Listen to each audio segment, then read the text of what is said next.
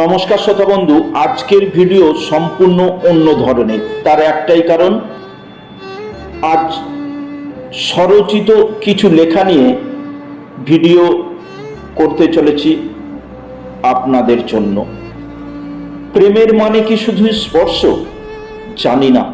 আজকালকার প্রেম দেখে মনে হয় এটাই বাস্তব সত্য। স্পর্শচাতক প্রেমী তুমি, স্পর্শ করাই তোমার কাছে মূল মন্ত্র।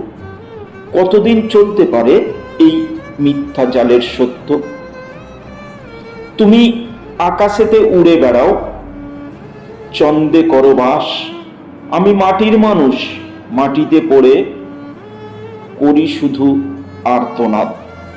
তোমার খুশির তরে চাতক হয়ে ফেলি শুধুই দীর্ঘশ্বাস।